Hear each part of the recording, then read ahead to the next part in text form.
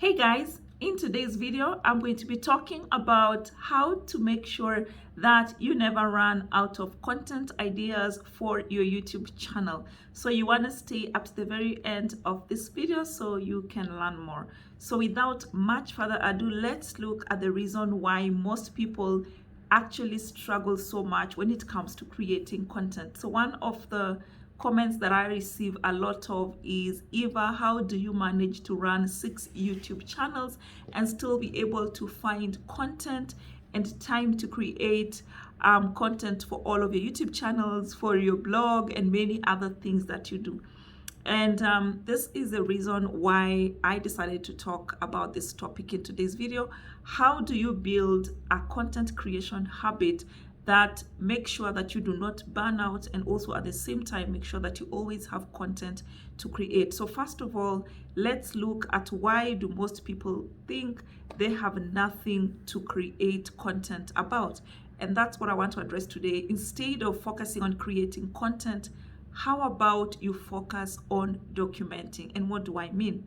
So most people think or believe that they have nothing worth sharing with the world, either on their YouTube channel or on their TikTok or whatever other platforms they are sharing content on, for two main reasons. So number one, it's because they think that if something is obvious to them, then it's probably obvious to everybody. So there are those things that we do, and we do them so effortlessly, and we always assume that it's as effortless for other people. So that's one assumption, number one. Because I do it so easily, then it's probably easy for everybody. Guys, that's not the case. So you never know who is watching you. So that's why I always say, keep doing you, because what you think is obvious to you is not obvious to everybody else.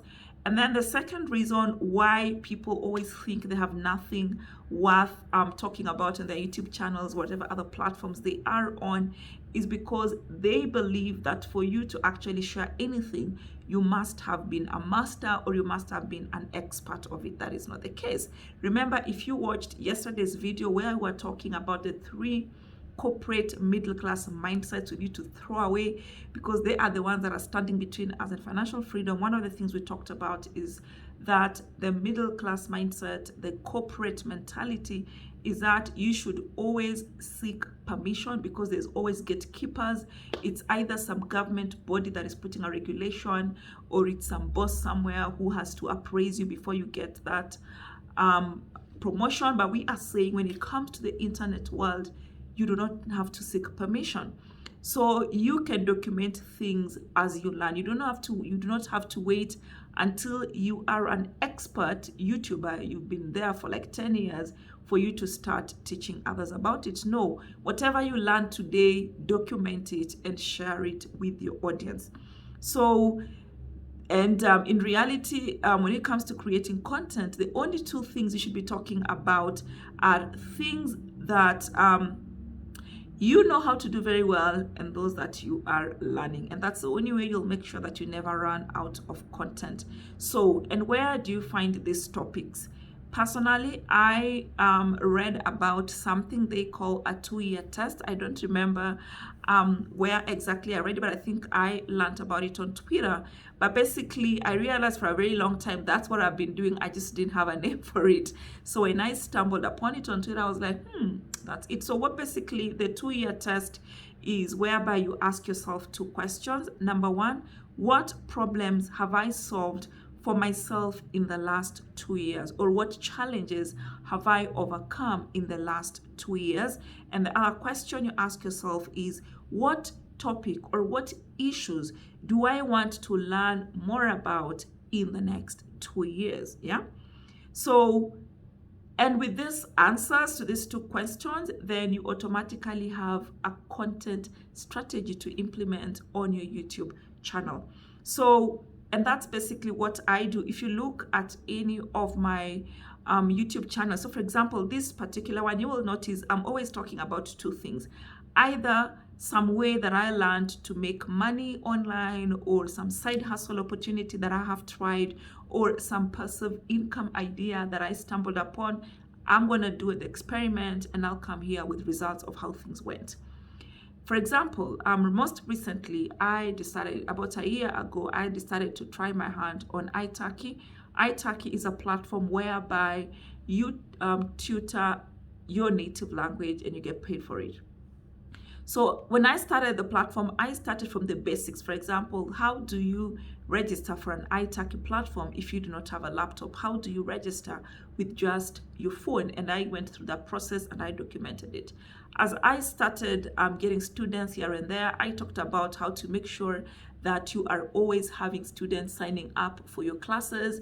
Anytime I ran into an issue with a student, how do you handle complaints when, let's say, you have a no-show on your and you have an iTurkey class and there's a no-show? How do you handle those? So as I'm learning, as I'm meeting different experiences, I document them and share them with you guys on my videos. And that's the approach you want to take, because you don't have to go outside of your existing activities to create content. So for example, if I have to learn how to use my phone to create an iTurkey account, that is something I would still need to do even if I wasn't a YouTuber. So by documenting this process, I get to share something of value with you guys and still make money while doing it.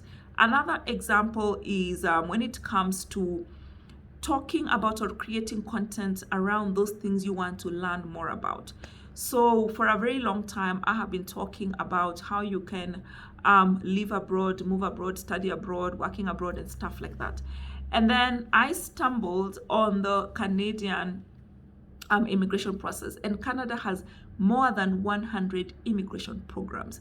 The only one I was familiar with at the time was the temporary permit, temporary resident permit. So to learn that there's 100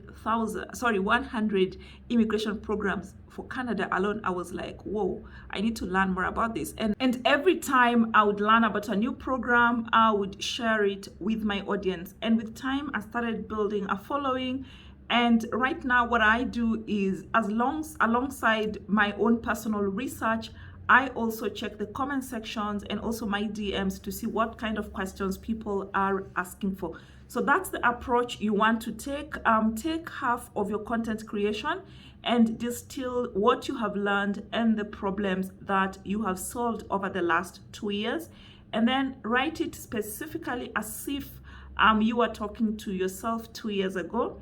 Document all the mistakes you have made, any resources that have been helpful, any tools, any tactics, any hacks that have made your life so much better, or anything that you wish you had 2 years ago as you were handling that issue, that challenge, or that achievement.